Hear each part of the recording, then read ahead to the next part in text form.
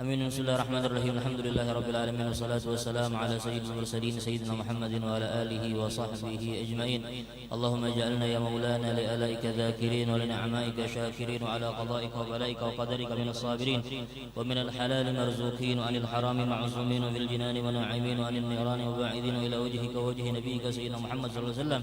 Ya rabbi nadirin mutamatti'in ruddan Allahumma ilayka maraddan jamila ruddan Allahumma ilayka maraddan jamila ruddan Allahumma ilayka maraddan جميلا ولا تجعل اللهم لشيطان علينا في سائر الحالات ولا عند الممات ولا قبله ولا بعده كيدا ولا سبيلا وأثبتنا اللهم على قراءتنا هذه وغيرها ثوابا جزيلا وأجرا منك عظيما وتقبلها منا بفضلك وكرمك قبولا حسنا جميلا جليلا وجعل اللهم يا مولانا ثواب ما قرأناه وكبرناه وهللناه زينة بشرف النبي الأكرم صلى الله عليه وسلم ثم إلى أرواح آبائه وإخوانه من الأنبياء والمرسلين صلوات الله وسلامه عليه وعليهم أجمعين ثم خصوصا إلى روح آل الصحابة القرابة والتابعين وتابع التابعين لهم بإحسان إلى يوم الدين ثم إلى أرواح الأربعة المجتهدين ومقلدهم في الدين والعلماء العاملين والفقهاء والمحدثين والقراء والمفسرين السادة الصفية المحققين ثم إلى روح من اجتمعنا هنا لسبب ما تلونها لأجله درسني بن مسري كردسي بنت سليمان وردني بنت درسني محيدين من حدري فنيس بن أنم جعر بن معاد ثم خصوصا إلى المرحوم جرية بن المرحومة بن جرية بنت عبد الله رأية بنت عبد الله رملي بن تائب نساه بن نسير سمسوري بن بسري كسيم بن بسري ثم خصوصا إلى المرحوم هجي جعفر بن جنكم ثم خصوصا إلى روح جميع أموات المسلمين عامة وخصوصا إلى من لا زائر له وأم الجميع بالرحمة والرضوان وأسكناهم فسيح الجنان يا حنان يا منان يا من إذا سئل أعطى وإذا استعينا أن اللهم جبر انكسارنا وقبل اعتذارنا وختم بالصالحات أعمالنا ولا الإسلام جمعا توفنا وأنت راض أن بفضل سبحان ربك رب العزة عما يصفون وسلام على المرسلين والحمد لله رب العالمين.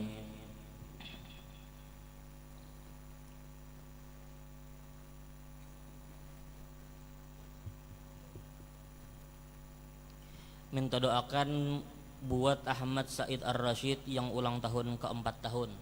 Mudah-mudahan diberikan umur, panjang umur, diberikan sehat afiat, menjadi anak yang soleh, berbakti kepada orang tua, dan mudah-mudahan kita pun semua mendapatkan karunia, mendapatkan keturunan anak-anak yang soleh dan soleha. Amin ya rabbal alamin.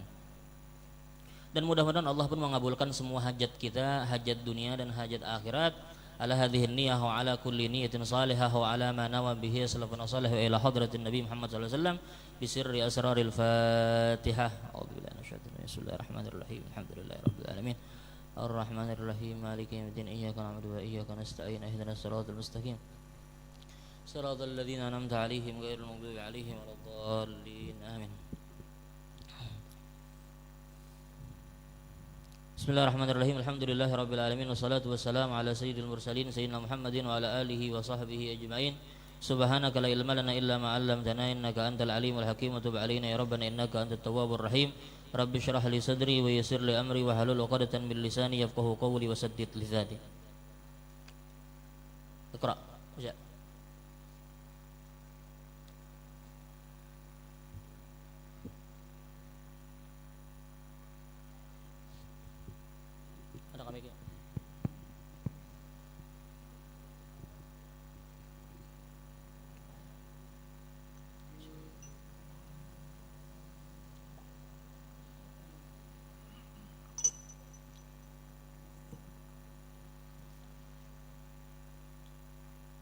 Bismillahirrahmanirrahim.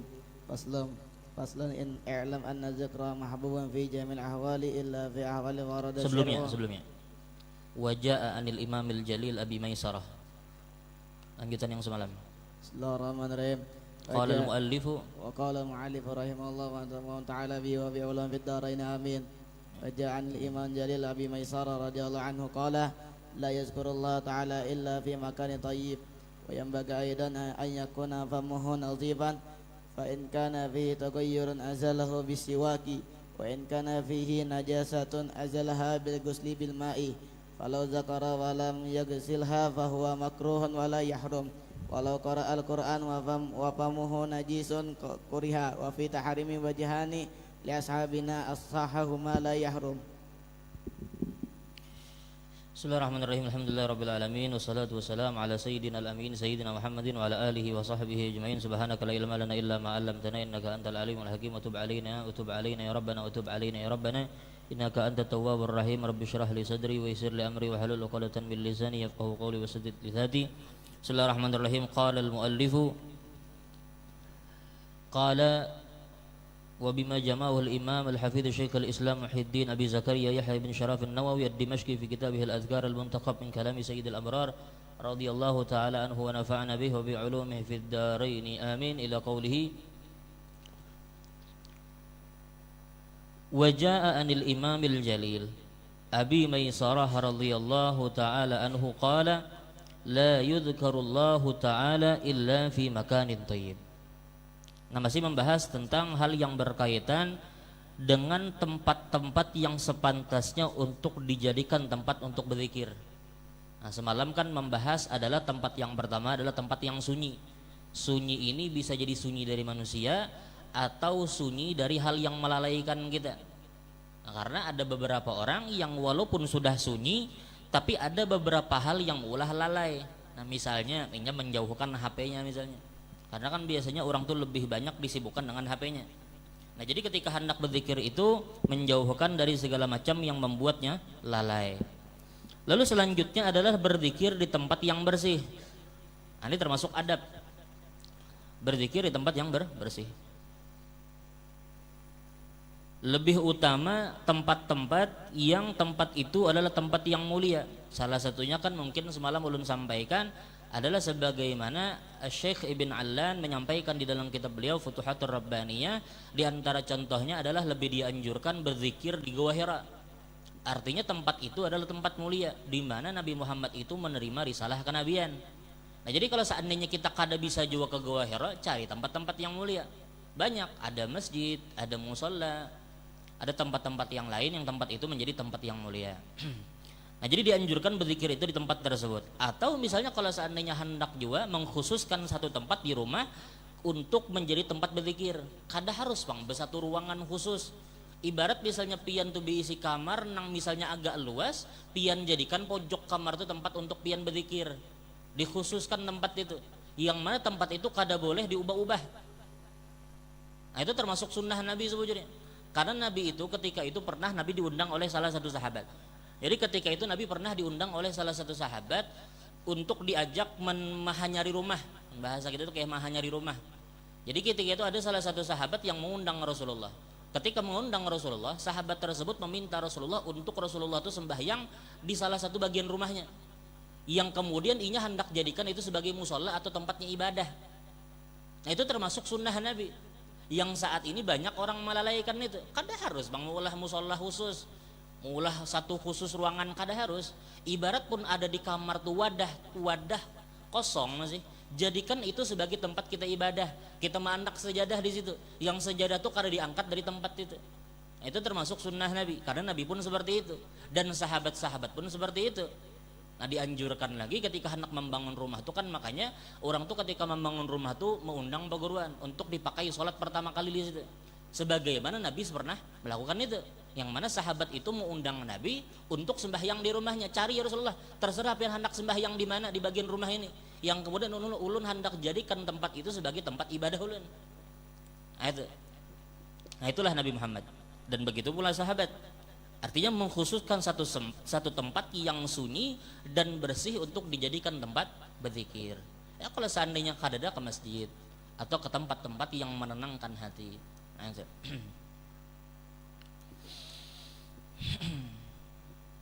Karena mau kada mau kan keberkahan itu ada. Sebagaimana kan ulun sampaikan semalam, Nabi Allah Zakaria itu bahkan berkali-kali berdoa nih.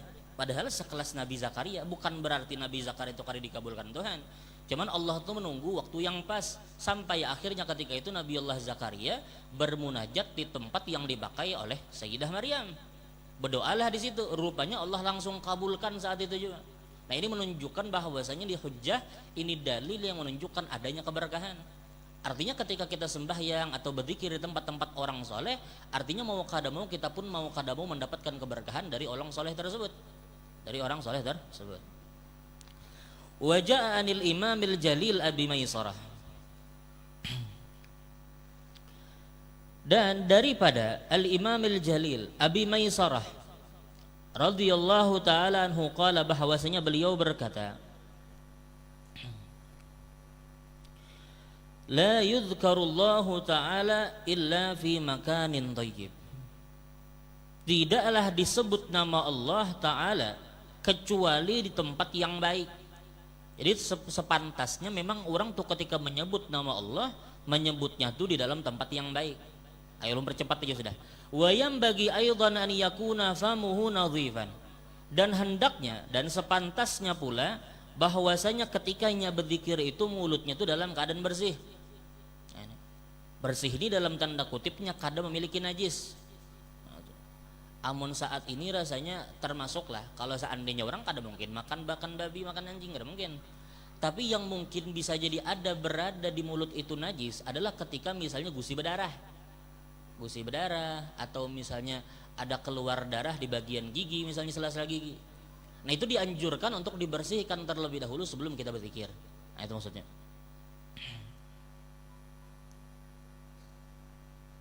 Fa in kana fihi taghayyur, kalau seandainya mulutnya tuh berubah bau mulutnya, karena kan kalau seandainya orang tuh kelawasan berdiam, atau misalnya kelawasan pandir bisa juga, kayaknya berubah tuh bau mulut, artinya berubah bau mulut. Nah ketika timbul bau yang tidak mengenakan dari mulut, azalahu bisiwak, maka ia menghilangkan itu terlebih dahulu dengan siwak. Jadi bersiwak dulu lalu kemudian berzikir. Nah, itu seharusnya, itu sepantasnya.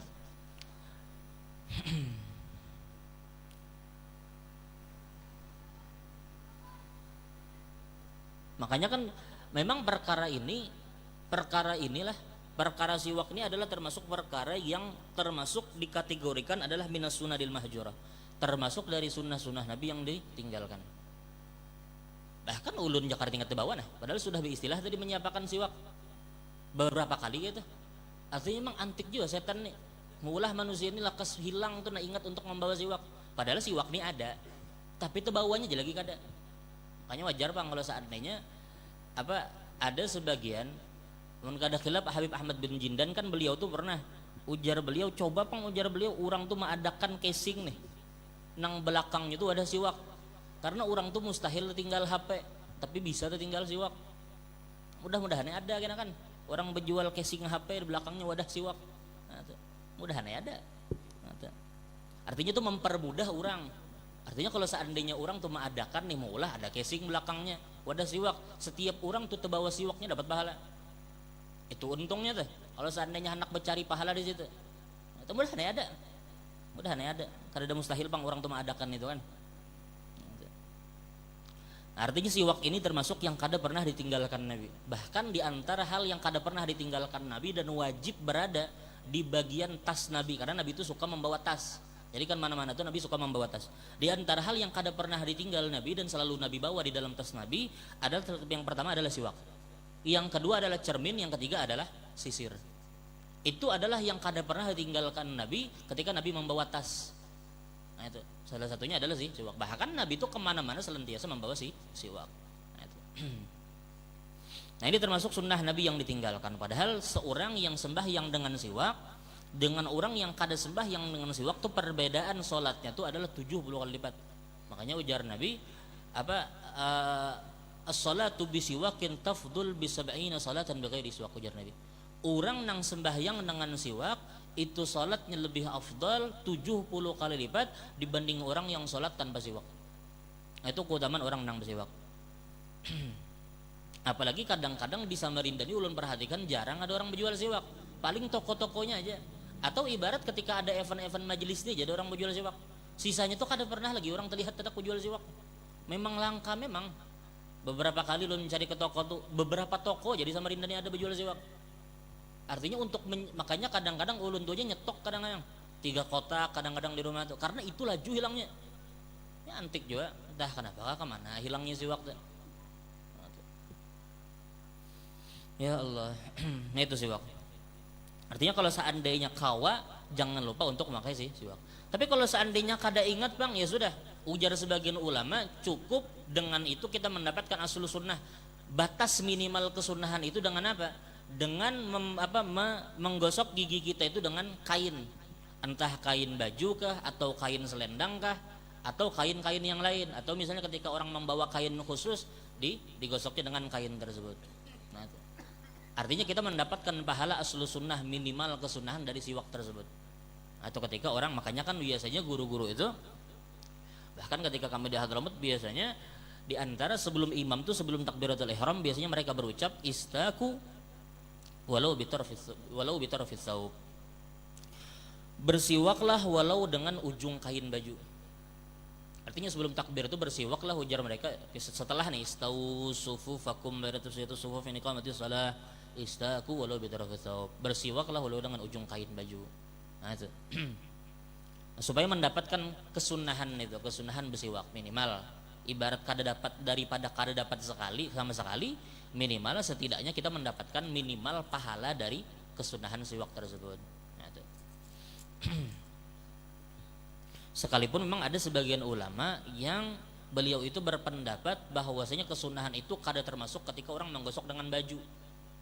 Karena ketika orang menggosok dengan baju artinya ketika itu mengotori bajunya hendak sembahyang. Jadi ada sebagian ulama yang mereka tuh mengatakan bahwasanya siwak untuk menggantikan siwak tuh kada bagi bajunya. Kalau seandainya selendangnya oke lah, kalau seandainya tisu oke lah, kalau seandainya ada kain oke lah. Tapi untuk pakaian baju yang inya pakai sholat maka kada disunnahkan. Kenapa? Karena ujar sebagian ulama itu mengotori bajunya yang inya hendak pakai sholat. Nah, cuman ulama itu menyampaikan di dalam berbagai kitab, menyampaikan kalau seandainya kada ke wajah sudah pakai baju ya Pak, ada masalah. Nah, itu. Supaya mendapatkan kesunahan bersiwak.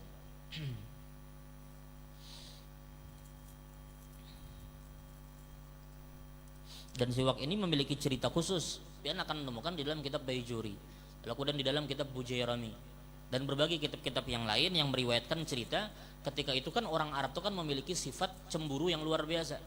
Jadi salah satu kebiasaan atau keistimewaan orang Arab sebelum diutus Nabi Muhammad itu mereka memiliki keistimewaan dalam permasalahan cemburu. Jadi sebelum Nabi diutus pun orang Arab itu sudah dipuji karena kecemburuannya.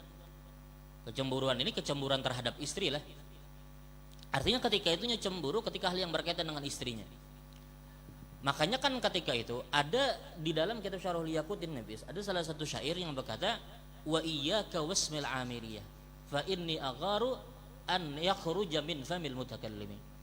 Ujar pepatah Arab tuh hati-hatilah kamu dengan nama Amiriyah. Amiriyah ini nama istrinya. Hati-hatilah kamu dengan menyebut nama Amiriyah. Kenapa? Karena aku cemburu ketika namanya keluar dari mulut orang lain.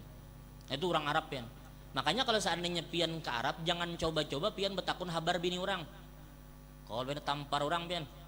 Orang Arab tuh kayak itu. Maka amun Yaman tuh ada sistem betampar lagi. Sistemnya tuh AK-47 tembakan langsung. Artinya luar biasa pian.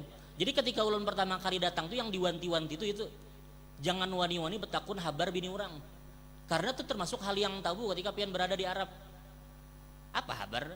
Apa hal betakun bini orang? Kayak itu nah. Nah, itu termasuk hal yang tabu di sebagian tempat. Cuman di Indonesia ini mungkin rasanya kada tabu itulah. Cuman kalau seandainya di Arab itu termasuk hal yang tabu. Nah orang Arab tuh seperti itu pian. Luar biasa cemburunya. Wah ada Mahmud. Dan ini dipuji. Dipuji di dalam syariat. Makanya kan ketika itu bagi orang yang dayus. Orang yang dayus ini kada cemburu dengan perihal bininya. Bininya berjalan ke sana kemari malam-malam kada juanya menagur. Bininya misalnya berkumpul dengan lelakian kada juanya menagur. Atau bininya dilihat oleh orang lainnya kada juga sakit hati atau cemburu. Oh hati-hati kayak nih. Bisa jadi termasuk orang yang dayus. Orang dayus itu pian. Orang dayus itu adalah salah satu orang yang diancam kada bisa mencium bau surga, yang padahal bau surga itu bisa dicium dari masafah jarak 100 tahun. Jarak perjalanan 100 tahun tuh orang tuh sudah bisa mencium bau surga. Tapi khusus dayus ini mereka kada bisa mencium bau surga. Ujar sebagian ulama, kalau seandainya orang tuh kada bisa mencium bau surga, kemungkinan besar orang tuh kada bakal masuk ke dalam surga. Artinya kalau orang tuh kada masuk ke dalam surga, artinya dalam tanda kutip naudzubillah min dzaliknya meninggal dalam keadaan suul khatimah. Karena dayus menganggap biasa-biasa aja. Nah, padahal kecemburuan ini adalah termasuk yang dianjurkan di dalam syariat. Makanya kan ada di dalam bab fikih itu, di dalam fikih jinayat, fikih hukuman. Dalam fikih jinayat itu ada membahas tentang daf'us siyal. Daf'us siyal itu adalah membela kehormatan. Misalnya nih ada orang diremehkan, misalnya ada perempuan yang dilecehkan, maka ketika itu wajib melawan. Untuk wajib melawan pelecehan tersebut, sekalipun kalau seandainya harus membunuh orang tersebut kada ada masalah, maka masuk ke dalam bab daf'us siyal. Artinya ketika itunya pengecualian, nyak kada dihukum karena sebab membunuh. Kenapa? Karenanya membela kehormatan dirinya. Begitu juga misalnya suami yang mendapati istrinya misalnya dimacam-macami orang, nya melawan, lalu kemudian membunuh orang yang macam-macam tersebut, apakah mendapatkan hukuman qisas? Kada, karenanya membela kehormatan tadi. Makanya Nabi ketika pian akan temukan di dalam hadis atau di dalam sirah nabawiyah, pian akan temukan dulu ada seorang perempuan dari kalangan Ansor yang tinggal di kota Madinah. Karena di kota Madinah itu kan ketika Nabi datang sudah ada penduduk Yahudi. Penduduk Yahudi itu sudah ada ketika Nabi datang ke kota Madinah. Jadi Nabi itu pertama kali menganggap itu adalah berdamai aja, baik-baikan dengan orang-orang Yahudi. Bahkan Nabi itu mengulah piagam Madinah. Kalau seandainya paham piagam Madinah, piagam Madinah itu adalah resolusi perdamaian antara orang Muslim dengan orang-orang Yahudi. Artinya mereka ini kada boleh saling mengganggu, itu perjanjiannya. Berjalan beberapa waktu sampai akhirnya satu hari ada perempuan dari kalangan Ansor. Perempuan ini menukar emas. Yang ingin menukar emas itu di pasar orang Yahudi. Ketikanya menukar emas tersebut, ya sudah dipersilahkan, disuruh tunggu. Ketika perempuan tersebut duduk, maka orang yang menjual emas tadi diam-diam dari belakang perempuan tadinya kaitakan. Adanya mengaitakan besi dikaitkan dengan rok perempuan muslimah tadi, dikaitakannya diam-diam. Setelah itu kan bebuliknya ke awal bang, bebandiran bang biasa. Habis itu selesai mengolah emasnya ini diberikan kepada perempuan tersebut, lalu kemudian perempuan tadi hendak pergi. Ketika hendak bangun dari tempat duduknya, rupanya rok yang inya pakai itu rabit, hingga kelihatan bagian betisnya. Maka ketika itu orang-orang Yahudi itu mentertawakan, orang nang pedagang ini kan orang Yahudi mentertawakan itu, ditambah pedagang-pedagang yang Yahudi di sekitar situ mentertawakan juga, mentertawakan habis-habisan, mengejek habis-habisan perempuan muslimah ini. Sampai akhirnya kabar tersebut sampai ke hadapan Rasulullah. Ketika kabar tersebut sampai di telinga Rasulullah, Rasulullah itu langsung mengajak orang Yahudi itu berperang. Kada main-main kan? Kada cuman orangnya aja, semua Yahudi diajak Nabi berperang. Ya saat itu terjadi perang Bani Qaynuqa dengan Bani Qaynuqa. Ketika itu Nabi hendak menyerang orang-orang Yahudi. Orang-orang Yahudi itu di kota Madinah mereka tuh memiliki benteng. Jadi mereka tuh bersembunyi di balik benteng mereka. Iya, Nabi kepung beberapa hari. Sampai akhirnya orang Yahudi itu menyerah dengan itu. Nabi kepung berhari-hari, mereka kada bisa menukar makanan, kada kawa menyetok banyu, karena dikepung Nabi, dikepung orang-orang pasukan muslimin. Akhirnya mereka pun menyerah di hadapan Rasulullah. Ketika menyerah, Nabi kada ampuni kayak itu aja. Nabi berikan pengampunan, tapi syaratnya mereka harus keluar dari kota Madinah. Coba bayangkan. Ini satu perempuannya padahal nih. Ditertawakan, tapi Nabi langsung membawa semua pasukan muslimin untuk menyerang orang-orang atau mengajak perang orang-orang Yahudi.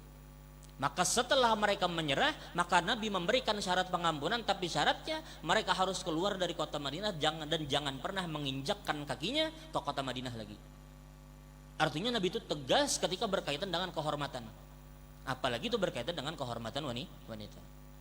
Makanya kan Islam tuh menjadikan perempuan itu bagaikan ratu. Dan ancaman orang dayuth itu bukan main-main. Itu mudah-mudahan kita pun diberikan rasa karunia cemburu. Karena kecemburuan itu wajar dan itu bagus di dalam agama. Jadi ketika itu boleh cerita Siwak tadi diceritakan di dalam kitab Bujairami, dan begitu pula di dalam kitab Beri Juri, dan di dalam kitab-kitab yang lain ada satu cerita. Ketika itu kan di antara adat atau kebiasaan daripada Sayyidah Fatimah, anak Nabi, putri Nabi. Sayyidah Fatimah itu memiliki kebiasaan selalu bersiwak, kemana-mana selalu bersiwak. Bahkan ketika beliau tuh selesai wudu pun beliau bersiwak. Jadi satu cerita, ketika itu Sayyidah Fatimah ini habis berwudu. Ketika selesai wudu, ketika itu beliau bersiwak, Sayyidah Fatimah. Ketika melihat Sayyidah Fatimah itu bersiwak, maka Sayyidina Ali melihat gitu. Jadi ketika Sayyidah Fatimah bersiwak, rupanya Sayyidina Ali di hadapan rupanya melihat Sayyidah Fatimah lagi bersiwak. Maka ujar Sayyidina Ali, "Hadzaita ya'udal araki bisagriha. Ma khifta ya'u ya apa ya ma khifta ya'udal araki araka. Law kunta min ahlil qital laqataltuka ma faza minni siwaku siwaka."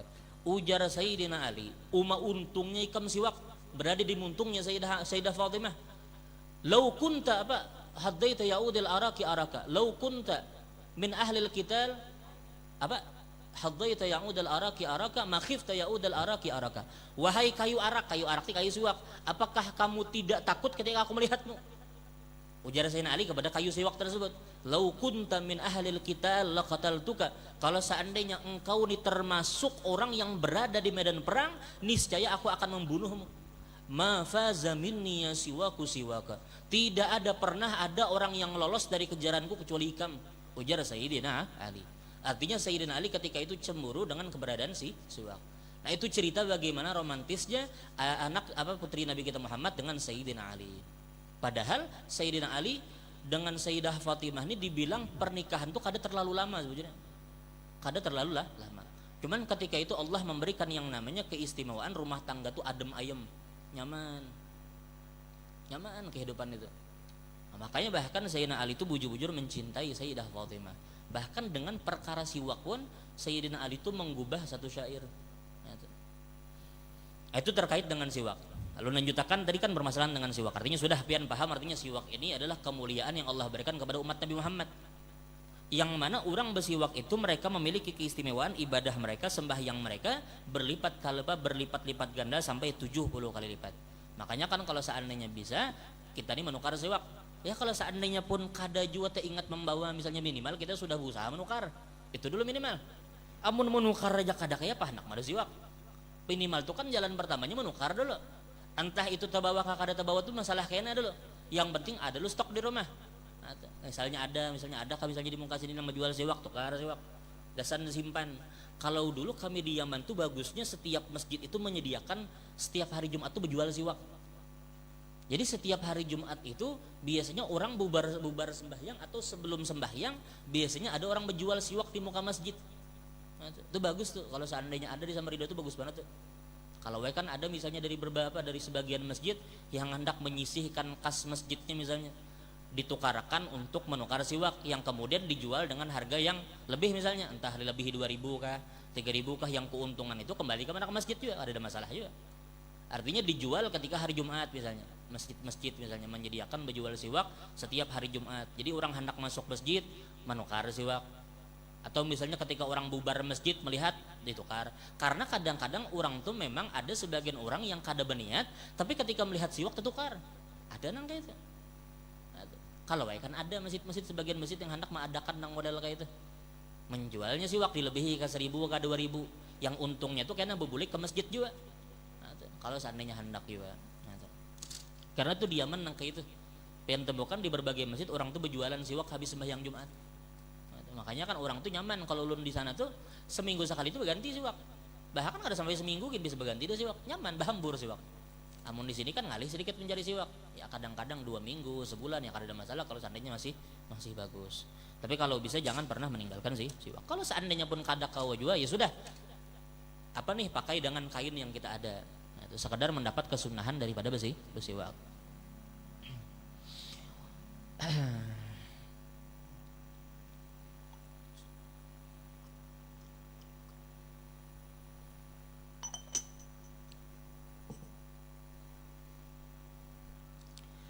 Selanjutnya wa in kana fihi najasatun azalaha bil ghusli bil ma. Kalau seandainya ada najis yang berada di mulutnya, maka ia harus membersihkan itu dengan air. Artinya kalau seandainya pian memiliki najis di mulut, entah itu karena darah misalnya atau karena najis-najis yang lain, maka ketika itu najis tersebut bisa hilang dengan syarat pian harus membersihkan dengan air. Kada cukup dengan tisu, kada cukup dengan liur. Kalau orang mengeluarkan sampai habis darahnya di dalam situ, apakah hilang najisnya? Kada hilang. Harus dibersihkan dengan banyu. Nah, itu.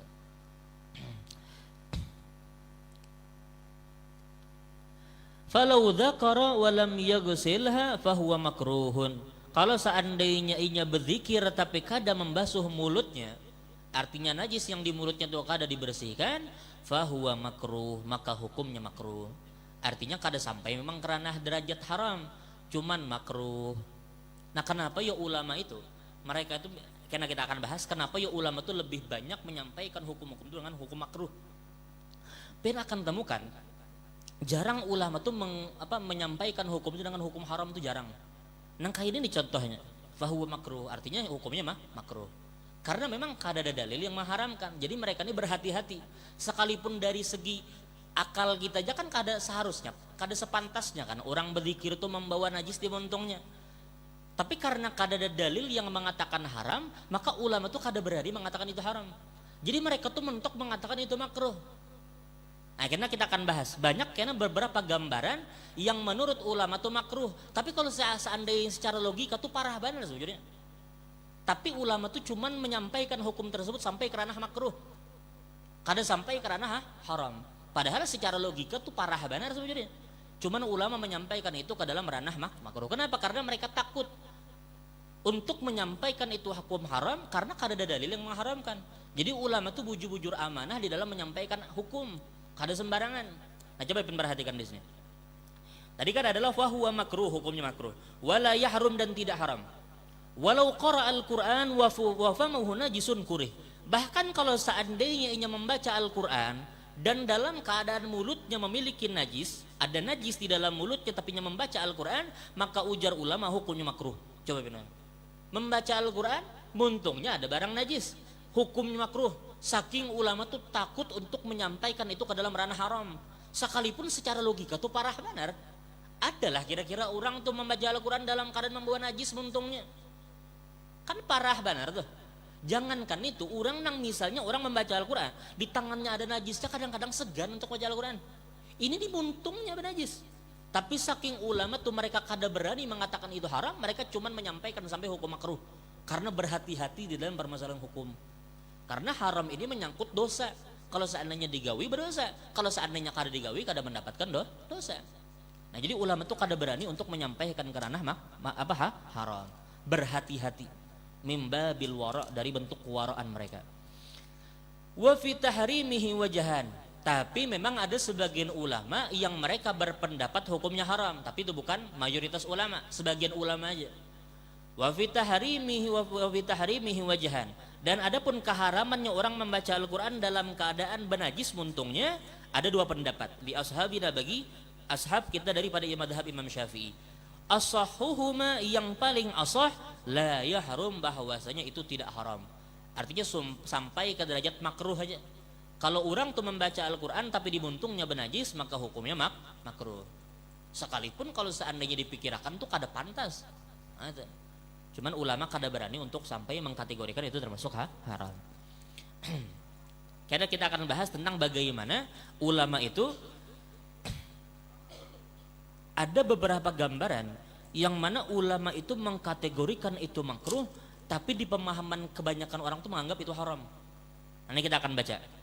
Bismillah, iqra. Faslun. Bismillahirrahmanirrahim. Faslun. I'lam anna dzikra mahbubun. Anna dzikra mahbubun fi jamil ahwali illa fi ahwali warada syar'u bi istisna'iha. Nazkuru minha huna darban isyarah illa ma siwahu mimma sayati fi abwabihi insyaallah ta'ala. فمن ذلك أنه يكره الذكر حالة الجلوس على قضاء الحاجة ولا في حالة الجماع ولا حالة الخطبة لمن يسمع صوت الخطيب وفي القيام في الصلاة فليشتغل بالقراءة وفي حالة النعاس ولا يقرأ في الطريق ولا في الحمام والله أعلم. Faslun, satu pasal yang menjelaskan yang alam ketahuilah anna dzikra mahbubun fi jamil ahwal. Ketahuilah, ujar beliau, bahwasanya zikir itu dianjurkan di segala sesuatu, di segala keadaan. Jadi zikir itu dianjurkan di segala keadaan. Makanya kan di sebelumnya kita membahas zikir itu boleh sambil berabah, zikir itu boleh sambil berduduk, zikir itu boleh sambil berjalan dan yang lain-lain. Illa fi ahwalin warada syar'u bi istisna'iha. Kecuali ada beberapa keadaan yang mana syariat itu menyampaikan dengan pengecualiannya. Jadi ada beberapa pengecualian yang mana saat itu kita kada dianjurkan untuk berzikir. Apa itu? Nadhkuru minha huna tarafan. Yang ujar Imam Nawawi, kami akan menyebutkan daripadanya itu sebagian aja. Jadi kami akan contohkan sebagian aja. Isyaratan menunjukkan ila masiwahu, bahwasanya ada selain itu. Kami ceritakan nih, kami contohkan nih sedikit aja dari Imam Nawawi, dan masih banyak contoh-contoh yang lain. Yang mana ini menjadi penanda ujar Imam Nawawi bahwasanya mimma sayati fi abwabihi, bahwasanya contoh-contoh lengkapnya itu akan mendatang di dalam babnya menyendiri. Karena ada bab yang khusus menjelaskan tentang kapan orang-orang itu dianjurkan dan dilarang untuk berzikir. Karena dibahas oleh Imam Nawawi di dalam bab tersendiri. Insyaallah taala. Famin dzalika, di antara gambarannya nih, di antara contohnya, annahu yukrahu dzikru halatul julus, bahwasanya dimakruhkan berzikir dalam keadaan duduk ala qada'il hajah, ketika qada'il hajah. Orang tuh berada di WC. Orang berada di WC, berduduknya hendak qada'il hajah, maka ujar ulama hukumnya makruh. Kan antik nih. Bagi sebagian orang kan menganggap berzikir di dalam WC itu kan haram. Ulama beberapa kali ada melihat orang yang menganggap berzikir di dalam WC itu haram. Padahal di sini ujar Imam Nawawi, di antara contohnya adalah makruh untuk orang tuh berzikir di dalam WC. Kada sampai kerana haram. Padahal kan secara logika parah nih. Siapa ada orang hendak berzikir di dalam WC? Cuman saking ulama tuh berhati-hati di dalam menyampaikan hukum. Mereka kada berani menyampaikan haram. Karena haram ini bukan main-main, ancaman haram ini dosa, dan ancaman orang berdosa itu neraka. Nah, jadi ketika itu ulama tuh cuman sampai derajat makruh aja. Bagi orang yang berzikir di dalam WC maka hukumnya makruh, sekalipun secara logika kita kan sepantasnya. Sama nanti orang sembahyang. Orang kan sembahyang, ketika orang tuh sembahyang bermodal sarung aja kada baju sah lah. Sah. Tapi ujar ulama makruh. Artinya kan orang kada pantas sembahyang tuh bermodal sarung aja. Nang sekira sarung tuh tertutup bagian pusar dan tertutup bagian lutut. Sekalipun kita hukum sah, tapi ujar ulama itu kada beadab. Nah, itu makanya kan ulun sampaikan di beberapa waktu yang lalu, umat Nabi Muhammad itu adalah umat yang memiliki adab. Mereka kada sembarangan, hendak berzikir kada sembarangan, hendak membaca Al-Qur'an kada sembarangan. Cuman ulama di sini ulun sampaikan ini sekedar menyampaikan bahwasanya ulama itu sangat berhati-hati di dalam mengkategorikan hukum. Kada berani mereka sampai mengkategorikan itu termasuk haram. Makanya kalau seandainya misalnya ada santri yang belajar misalnya, atau pian misalnya ada yang paham kitab, pian akan temukan ada di dalam satu bab khusus dalam permasalahan sembahyang sunnah. Ketika orang ulama itu menyampaikan tentang perkara sembahyang sunnah atau perkara yang menyampaikan membahas tentang waktu sembahyang, mereka tuh pasti ada menyampaikan ada sembahyang atau al-awqatil muharramah, waktu-waktu yang diharamkan sembahyang di dalamnya. Sebagian ulama memakai redaksi dengan haram. Ada sebagian ulama memakai redaksi dengan makruhah, al-awqatil makruhah. Ada waktu-waktu yang dimakruhkan untuk sembahyang. Contohnya adalah sembahyang setelah waktu subuh. Orang misalnya habis sembahyang subuh, maka hukumnya ujar sebagian ulama makruh hukumnya untuk apa? Untuk melaksanakan sembahyang sunnah. Tapi makruh di sini termasuk makruh tahrim. Artinya makruhnya sampai ke derajat haram. Kalau seandainya orang memberanikan diri sembahyang habis subuh, maka sembahyangnya kada dianggap sah dan bahkan sembahyang haram. Itu ketika sembahyang mengerjakan habis selesai subuh. Kecuali, ini harus pian pahami bujur-bujur, sembahyang itu kan ada 3 macam sembahyang sunnah nih. Ini pian ingat bujur-bujur, ada sembahyang sunnah itu terbagi menjadi 3. Sembahyang yang memiliki sebab terlebih dahulu, zat sabab mutaqaddim. Ada sembahyang yang penyebabnya itu terlebih dahulu. Misalnya sembahyang tahiyatul masjid. Orang sembahyang tahiyatul masjid itu sembahyang berdahulu kah masuk masjid berdahulu? Masuk masjid dulu lah. Maka solat itu termasuk solat yang sebabnya terlebih dahulu. Maka solat yang terlebih dahulu ini termasuk solat yang diperbolehkan dikerjakan walaupun setelah mengerjakan solat subuh. Ini pian pahami bujur-bujur. Nah, sembahyang yang kada boleh habis subuh itu apa? Adalah sembahyang zat sabab mutakarin atau mukarin, adalah sebab yang beimbayan dan sebab yang mutaakhir, sebabnya berdudi. Contohnya misalnya orang sembahyang hajat. Sembahyang hajat itu sembahyang dulu kah atau hajatnya berdahulu itu sampai? Sembahyang dulu kalau hajatnya sampai. Nah, sembahyang nang model kayak ini termasuk sembahyang yang waktunya atau sebabnya tuh bedudi. Ketika ada sembahyang yang sebabnya bedudi, maka haram hukumnya untuk dikerjakan habis subuh ataupun habis asar. Tapi untuk sembahyang yang memiliki sebab terlebih dahulu, maka hukumnya boleh sekalipun dikerjakan habis subuh dan sekalipun dikerjakan habis asar. Nah, jadi di sini menjawab pertanyaan. Kadang-kadang orang terpikir penasaran, kayak apa hukumnya orang misalnya kada sempat qobliyah subuh, bolehlah qobliyah itu dikerjakan habis subuh? Maka ulun sampaikan hukumnya boleh. Tapi ini jangan ditatak nih.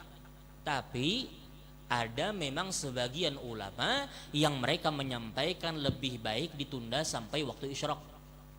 Artinya menjadi qadha.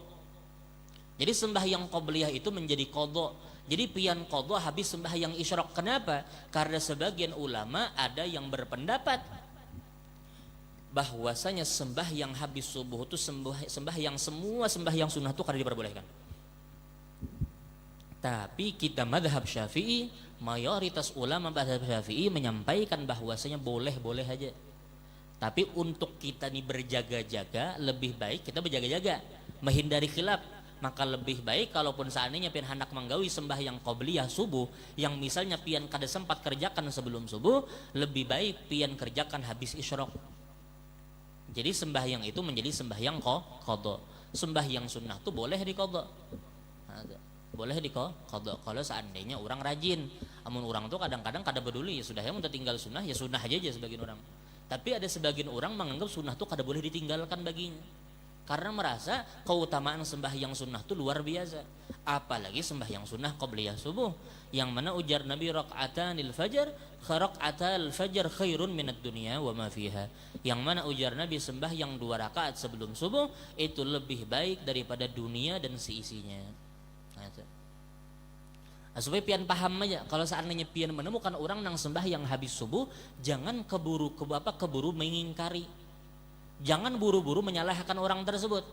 Bisa jadi orang tersebut mengerjakan sembahyang yang sembahyang itu menjadi ada sebabnya itu terlebih dahulu, seperti sembahyang tahiyatul masjid, seperti sembahyang qobliyah yang ditunda habis subuh, atau misalnya seperti sembahyang sunnah wudu, atau sembahyang yang lain yang mana sebabnya terlebih dahulu, dan contohnya banyak. Nah, itu artinya jangan keburu menyalahkan orang lain. Kalau seandainya pian menemukan orang sembahyang habis subuh, cuman kalau seandainya pian gawi tumbur kampung, amun pian tuh cobakan sembahyang di masjid habis subuh, kada katumbur orang. Artinya kalau seandainya pian pun juga hendak, lebih baik kerjakan tuh di rumah, menghindari fitnah. Karena sebagian orang tuh kada sama, ada orang tuh nang kada bisa ilmu. Maka lebih baik kita nih mengulah supaya jangan terjadi fitnah di tengah-tengah masyarakat. Ini ulun menyampaikan ini supaya pian tahu paham aja hukumnya. Artinya kalau segi pengamalannya itu kada harus juga digawi. Sekadar supaya tahu aja pian. Supaya pian termasuk orang nang kada mengingkari perbuatan itu. Makanya kan ujar ulama, manittasa'a ilmu khalla ingkaruh. Barang siapa yang luas ilmunya kada bakal banyak mengingkari orang. Karenanya tahu itu bahwasanya itu memang berdalil dan boleh. Tapi kalau segi pengamalan ulun sampaikan sekali lagi, kalau seandainya bisa kadusahin hendak pian menggawi sembahyang habis subuh langsung pian berdiri, orang habis tuntung salam orang berzikir pian langsung sembahyang, jangan gini dulu. Kalau pian menyebabkan orang tuh menjadi fitnah di tengah masyarakat. Nah itu cuman sekedar tahu hukumnya aja dulu. Nah, itu. Barang kalau seandainya menggawi di rumah atur aja pian, gak ada masalah. Nah, itu. Sekedar tahu hukumnya aja. Nah, itu. Karena orang nang beilmu dengan orang kada beilmu itu kada sama. Makanya ujar Allah, hal yastawil ladzina ya'lamuna wal ladzina la ya'lamun. Ujar Allah, katakanlah wahai Muhammad, apakah sama orang nang beilmu dengan kada beilmu? Ini pertanyaan ini ala sabilil ingkar, mengingkari. Ujar Allah, kira-kira samakah orang nang beilmu dengan kada beilmu? Artinya kada mungkin sama. Nah, itulah yang membedakan di antara orang nang beilmu dengan kada beilmu.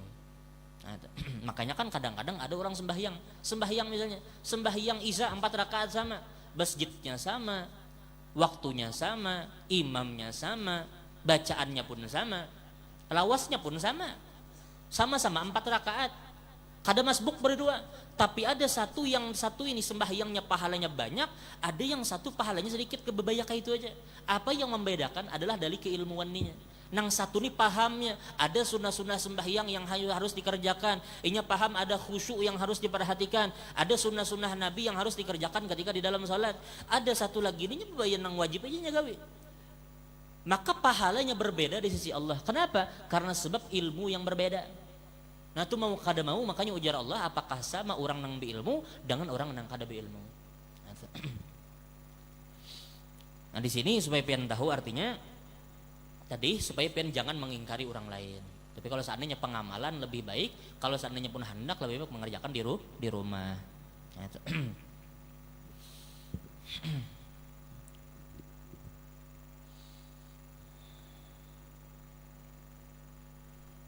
Famin dzalika anna yukrahu dzikru halatal julus ala qada'il hajah. Dimakruhkan untuk berzikir ketika duduk ketika dalam keadaan buang hajat. Orang tuh di WC dimakruhkan untuk berzikir. Nah kan ini antik nih. Saking ulama tuh berjaga-jaga. Makanya ulama tuh kada berani menyampaikan hukum haram sebelum ada dalil yang memastikan. Karena mereka takut termasuk daripada firman-Nya Allah Subhanahu wa taala yang mana Allah Subhanahu wa taala berfirman, "Wala taqulu lima tasifu alsinatukumul kadzib hadza halal wa hadza haram liyafturu 'alallahil kadzib liyafturu 'alallahil kadzib." Jadi mereka tuh takut termasuk daripada firman ancaman Allah yang mengancam orang yang begitu gampangnya mengatakan ini halal dan ini haram. Jadi ulama tuh sangat berhati-hati. Makanya kan ada sebagian ulama yang mereka tuh ketika ditanyakan tentang perihal yang belum terjadi, maka mereka menjawab, aku kada mau menjawab sebelum itu hal terjadi. Jadi kalau seandainya itu permasalahan belum terjadi, bapak menjawab. Ada sebagian orang misalnya bertakun, kayak apa kalau seandainya aja tiba-tiba misalnya ada orang nang membunuh dengan mesin waktu misalnya kalau seandainya bertemu dengan ulama-ulama yang mereka tuh wara, mereka akan menjawab kalau seandainya belum terjadi bapak aku menjawab, saking berhati-hatinya mereka di dalam menyampaikan hukum. Nah, karena Allah memberikan ancaman bagi orang yang dengan mudahnya mengatakan ini haram dan ini halal, yang mana mereka itu sebenarnya orang-orang yang berdusta. Itu ancaman yang Allah tujukan kepada orang yang begitu mudahnya mengatakan haram dan halal. Karena di dalam mazhab kita Syafi'i ada kaidah di dalam qawaidul fiqhiyah. Kaidah fikih itu di dalam mazhab kita Syafi'i bercondong berpendapat bahwasanya al aslu fil asya'i alal asya'il ibahah. Segala sesuatu itu asalnya itu mubah, boleh, sebelum ada dalil yang mengharamkan. Jadi segala sesuatu itu awal mulanya hukumnya halal, boleh, kecuali ketika ada dalil yang mengharamkan. Nah, itu.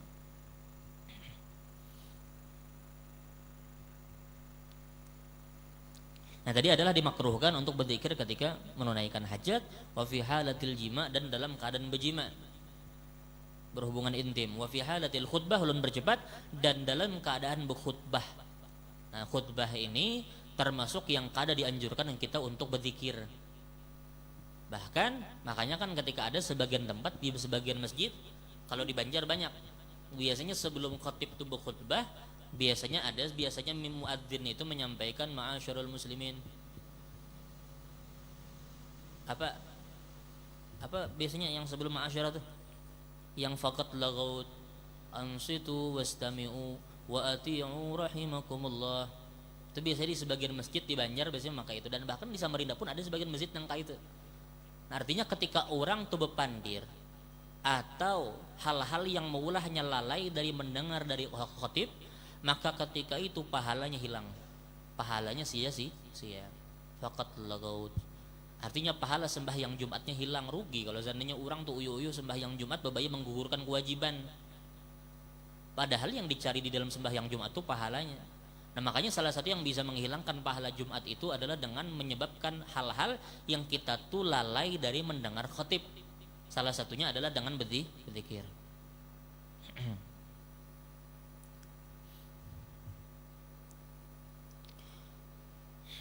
Liman yasma' sautal khatib, bagi orang yang mendengar suara khatib. Nah ini berbeda hukumnya kalau seandainya orang kada mendengar khatib. Misalnya nyata keluar masjid jauh, yang mana di situ kada ada mic, kada ada speaker, akhirnya kada mendengar suara khatib, maka ketika itu lebih dianjurkan baginya untuk berzikir. Kalau seandainya orang kada mendengar khatib, rasanya awam bang, biasanya setiap masjid itu segala penjuru itu pasti kedengaran suaranya. Tapi kalau wifi tetamu masjid yang kemudian masjid itu terlalu ganal atau misalnya mic-nya rusak, lalu kemudian pian berada di luar masjid yang kadang mendengar suara khatib, maka ketika pian kadang mendengar suara khatib, maka pian dianjurkan untuk mengisi waktu tersebut dengan berzikir. Nah itu. Tapi bagi orang yang mendengar, hukumnya dianjurkan untuk mendengarkan khatib. Nah itu. Artinya ini maklum sudah, nih artinya sudah seberatan orang tuh paham dengan maksudnya ini. Ulun berjabat wa fil qiyami fi shalah, dan di dalam keadaan salat. Orang dalam salat tuh kadang mungkin sembarangan berzikir. Tengah di tengah-tengah membaca Al-Fatihah, tiba-tiba mengucap subhanallah, padahal imam kada berbuat salah. Bingung langsung imam, kenapa nih makmum tiba-tiba menyambat subhanallah? Padahal makmum ini berbaya berniat berzikir aja, kada katumbur masjid. Artinya jangan coba-coba untuk berzikir rahatan sembahyang. Bahkan kalau seandainya ada beberapa kalimat yang menyebabkan kita keluar dari permasalahan sholat, misalnya kalau zikir ini ujar sebagian ulama, kalau seandainya ada orang memaksakan diri untuk berzikir rahatan sholatnya kada membatalkan sembahyang. Misalnya ada orang nih rahatan sembahyangnya membaca Al-Fatihah, tuntung Al-Fatihah, setelah aminnya kada langsung membaca surah pendek, berzikir dulu. Apakah boleh? Ujar sebagian ulama, kalau seandainya memang niatnya bukan main-main, maka hukumnya kada batal. Tapi kalau niatnya main-main langsung batal, karena sebab main-main ini. Nah itu. Tapi kalau apa jurang berzikir rahatan sembahyang itu kan rasanya mustahil juga. Namun orang tuh diisi akal tuh kada mungkin ya mengisi tempat-tempat yang kada seharusnya diisi. Nah, artinya sembahyang itu ya fokus membaca Al-Quran aja. Ketika ruku ya zikir yang disunahkan ketika ruku, ketikanya i'tidal pun ketika itu zikir yang disunahkan ketika i'tidal, jangan melelain. Nah jadi ketika itu zikir kada dianjurkan ketikanya lagi sembahyang, kecuali zikir yang memang Nabi anjurkan dibaca. Misalnya salah satunya adalah ketika ada salah satu riwayat yang Nabi itu ketika sembahyang malam, Nabi itu menambah ketika ruku, ujar Nabi subhanadzil jabaruti wal malakut wal kibriya wal azamah. Ada sebagian riwayat yang menyatakan ketika Nabi sembahyang malam, Nabi itu menambah bacaan tersebut ketika ruku dan ketika sujud. Jadi ketika ruku subhana rabbiyal azimi wa bihamdi, setelah itu Nabi tambah subhanadzil jabaruti wal malakut wal kibriya wal azamah. Kecuali ada dalil yang mengatakan seperti itu. Kalau seandainya ada dalil yang seperti itu, maka kada ada masalah kita menambah zikir tersebut ketika rahatan ruku atau ketika rahatan sujud. Nah itu.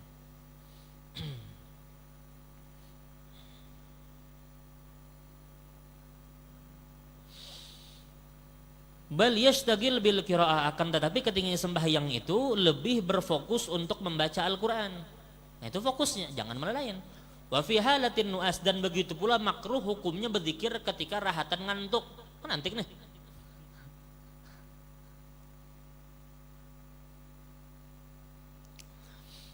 Jadi dimakruhkan untuk berzikir rahatan ngantuk. Karena apa? Karena ujar sebagian ulama yang kita sebutin kan adalah Tuhan. Artinya kada sepantasnya kita ketika mengeluarkan dari mulut kita ini nama Tuhan, kita dalam keadaan orang yang mengantuk. Itu sebagai bentuk adab aja bang. Artinya kalau seandainya pun orang hendak berzikir sambil mengantuk, ya kada ada masalah aja sebetulnya. Kada sampai kerana haram. Okay. Artinya kada usah diperdebatkan. Ini perkara makruh bukan perkara haram. Kalau perkara haram silahkan hendak berdebat sehari semalam, gak ada masalah. Ini hanya perkara makruh. Artinya lebih baik ditinggalkan. Tapi kalau seandainya pun dikerjakan ya kada ada masalah. Wala yukrahu fit thariq wala fil hammam, dan tidak dimakruhkan berzikir di jalan. Ketika orang di jalan berzikir apakah makruh? Kalau tidak makruh. Wala fil hammam, dan tidak juga dimakruhkan di dalam sauna. Ini santri ini perhatikan, kalau seandainya ada kalimat al-hammam di dalam kitab-kitab ulama dulu, ulama-ulama mutaqaddimin, itu artinya hammam itu artinya sauna. Artinya tempat pemandian banyu panas, bukan WC. Kecuali karangan ulama-ulama yang baru beberapa tahun sebelum kita nih. Ketika ada misalnya menemukan kitab-kitab yang dikarang oleh ulama yang baru aja hidupnya, artinya beberapa tahun sebelum kita, ketika mereka menyebutkan hammam bisa jadi itu artinya WC. Tapi ketika hammam itu disebutkan di dalam kitab-kitab ulama terdahulu, contohnya kayak Imam Nawawi, maka arti hammam tersebut adalah artinya sauna, artinya tempat pemandian banyu panas. Nah, Nah, jadi ketika itu orang kada makruh ketikanya berzikir di tempat pemandian banyu panas. Nah, jadi kalau seandainya ada orang ke sauna berzikir ya kada ada masalah ya. Nah, artinya kada makruh. Wallahu a'lam bissawab. Karena mau zikir ini adalah salah satu yang mengokohkan hati manusia. Makanya ujar Nabi, jaddidu imanakum bila ilaha illallah. Biqauli la ilaha illallah. Ujar Nabi, perbaharuilah iman kalian dengan mengucap la ilaha illallah. Nah, kenapa yuk? Karena mau zikir itu penting, men. Zikir itu penting. Kenapa? Karena seiring berjalannya waktu, keimanan manusia itu akan semakin menipis. Pian akan temukan berapa banyak saat ini orang murtad, pian. Nauzubillah min dzalik. Mudah-mudahan Allah kokohkan iman kita. Karena ujar memang wajar, karena sesuatu yang mengokohkan iman itu bukan dengan sebanyak sembahyang. Orang banyak sembahyang itu bukan menyebabkan inya kokoh imannya, kada. Kada juga orang nang banyak puasa tuh lalu kemudian kokoh imannya, kada di situ. Nang mengokohkan iman seseorang itu adalah dengan mahabbah, rasa cinta. Orang tuh banyak orang nang awalnya rajin sembahyang, tapi ketika itunya timbul rasanya tuh ragu, akhirnya murtad. Artinya sembahyang dan puasa atau ibadah-ibadah yang lain tanpa kita meremehkan ibadah tersebut, tapi ibadah-ibadah yang kita kerjakan itu bukan menyebabkan kuatnya iman kita, kokohnya iman kita, tapi yang menyebabkan kokoh iman kita itu adalah dengan mahabbah, rasa cinta. Makanya Nabi itu sering mewanti-wanti, ujar Nabi, inna awthaqal ura al-hubbu fillahi wal bughdu fillah. Ujar Nabi, kaitan yang paling kuat itu atau tali yang paling kuat itu, ujar Nabi, adalah mencintai karena Allah dan membenci karena Allah. Bahkan Nabi itu mewanti-wanti kepada setiap umat, ujar Nabi, addibu auladakum salas khisal. Ujar Nabi, ajarilah anak kalian dengan 3 perkara. Apa itu? Hubbu nabiyikum, cinta kepada Nabi kalian. Wa hubbu ahli baitih, dan mencintai keluarga Nabi kalian. Wa hubbi qiraatil Quran, dan mencintai membaca Al-Quran. Kenapa ya? Karena pian akan temukan orang yang kadang-kadang banyak sembahyangnya pun ketikanya kada didasari dengan rasa cinta, nya akan mendahulukan akalnya, berpikir ke sana kemarinya. Apalagi kadang-kadang orang ada mengadakan podcast ke sana kemari membahas tentang ketuhanan. Tuhan tuh kada adil ya. Kenapa? Karena ada orang nang di sini miskin, nang di sana sugih. Padahal nang miskin ini rajin sembahyang, nang sugih itu kada sebuah sembahyang. Tuhan tuh kada adil aja. Ujar siapa? Justru karena Allah tuh adil, saking adilnya Allah tuh menjadikan semua makhluk tuh merasakan ketidakadilan. Nang sugih itu siapa nyambat nyaman terus? Ada juga yang pusing, entah perkara keluarga, perkara hutang piutang, perkara misalnya perusahaan mulanya pusing, atau pengkhianatan anak buahnya. Nah, dari situlah bentuk adilnya Allah di atas muka bumi ini. Allah menjadikan semua orang tuh merasakan ketidakadilan. Itu bentuk adilnya Tuhan. Nah, ada sebagian orang yang berani menggugat Tuhan nang kayak itu. Tuhan tuh kada adil ya. Ujar siapa? Nah, ketika itu artinya orang tersebut berani mempertanyakan seperti itu karena hilang rasa cintanya. Makanya ketika itu kita langsung diajari Nabi Muhammad tuh melajari setiap orang dari halus tuh diajari mencintai Nabi. Kenapa? Karena orang tuh ketika berpondasi dengan cinta tuh kada banyak takun. Karena pondasinya cinta mahabbah. Menutup, kalau seandainya agama itu dari segi rasionalitas, dari segi akal, bapak orang budu saat bakantut. Orang bakantut kan keluarnya di bagian belakang. Kenapa kita disuruh budu? Harusnya bersihkan aja nang di belakang. Kalau seandainya agama itu melalui rasionalitas, melalui akal, nah biar akan temukan tuh generasi itu nangka itu. Makanya ulun sampaikan, zikir ini salah satunya menguatkan keimanan dan ditambah lagi tanamkan rasa cinta kepada Nabi Muhammad. Kalau orang tuh cinta dengan Nabi Muhammad, kada mungkin hatinya kasana kamari. Makanya orang nang ketika itunya berani, bahasa kita tuh kritis, kisahnya kritis terhadap ketentuan Tuhan jar. Nya mempertanyakan tentang agama, itu semua karenanya kada didasari dengan cinta. Ketikanya betakun pun betakunnya kada dengan adab.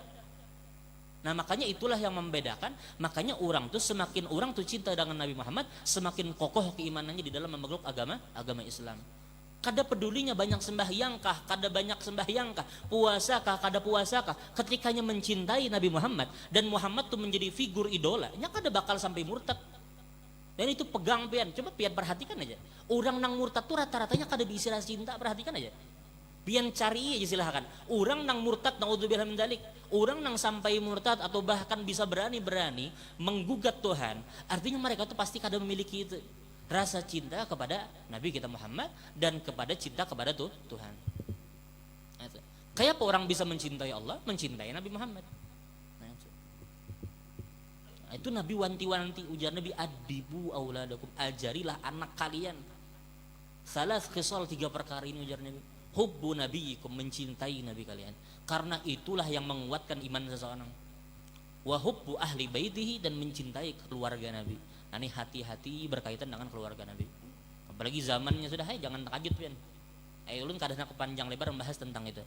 Lalu yang ketiga adalah ujar Nabi qiraatul Quran, adalah ajari anak kalian untuk membaca Al-Quran. Nah, itu. Makanya kan Ali Zainal Abidin pernah berkata, ujar Ali Zainal Abidin cucu Nabi pernah berkata, kunna nu'allamul maghazi kama nu'allam suratan min suwaril Quran. Ujar Ali Zainal Abidin, kami ini diajari oleh orang tua kami cerita-cerita tentang Nabi Muhammad, cerita-cerita tentang peperangan Nabi Muhammad, sebagaimana kami itu diajari satu surah daripada surah-surah Al-Quran. Artinya orang bahari memposisikan menceritakan Nabi itu sebagaimana orang menceritakan atau mempelajari Al-Quran. Kan orang pengen perhatikan, kan orang begitu mementingkan mempelajari Al-Quran. Tapi orang bahari mereka tuh lebih mementingkan perkara menceritakan Nabi Muhammad sama seperti mereka melajari anak mereka membaca Al-Quran. Sama pentingnya. Karena mau kadamu itu. Nah itulah yang menyebabkan orang tuh bisa kemudian ragu dengan agama itu, karena sebab ini hilang hatinya tuh mencintai Nabi Muhammad.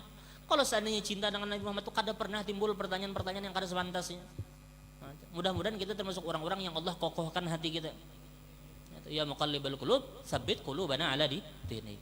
Itu Nabi sendiri yang berdoa ketika sebelum salam. Itu Nabi ulang-ulang setiap sebelum sebelum salam.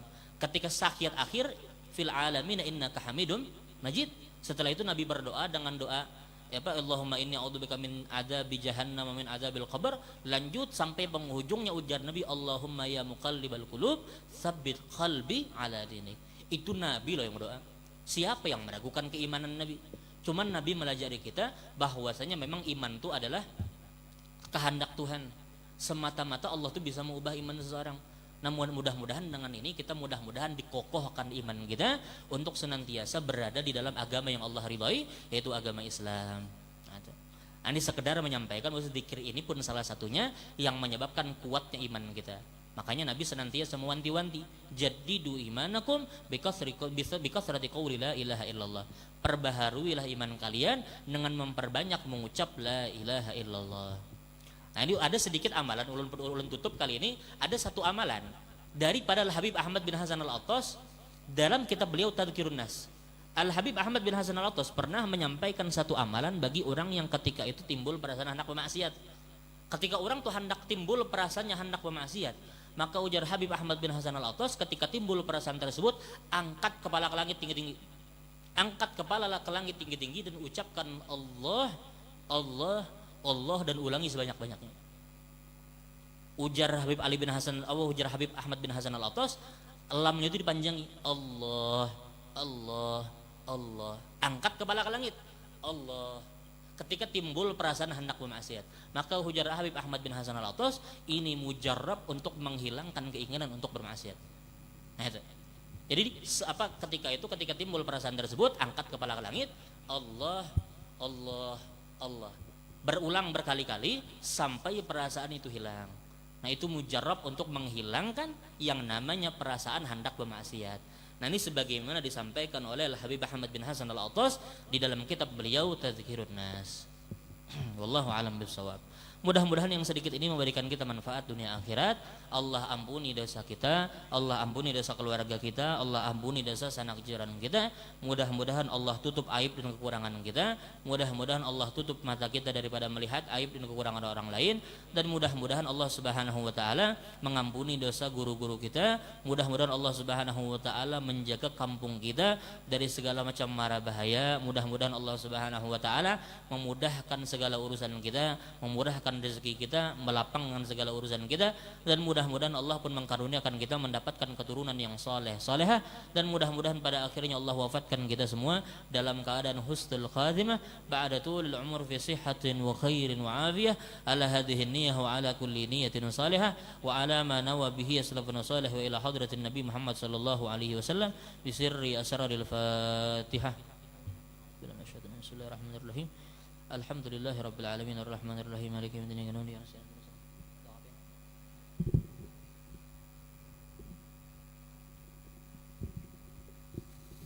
Amin amin ya Allah rabbal bismillahirrahmanirrahim. Alhamdulillahi rabbil alamin wassalatu wassalamu ala asyrafil anbiya'i wal mursalin sayyidina Maulana Muhammad wa ala alihi wa sahbihi ajma'in. Allahumma ighfir lana dhunubana wa liwalidayna wa limasyikhina wa lihabba wa sayyidina bid'a. اللهم انفعنا بما علمتنا وعلمنا وعزنا فهما. اللهم يا هدى ما يصير علينا صراط من خلف مرق واسع واسمنا الله واكبر لا حول ولا قوة الا بالله العظيم. ربنا اتنا في الدنيا حسنة وفي الآخرة حسنة وقنا عذاب النار. صلى الله على سيدنا محمد وعلى آله وصحبه وسلم. سبحانك رب العزة عما يصفون وسلام على المرسلين والحمد لله رب العالمين. غفر الله منكم.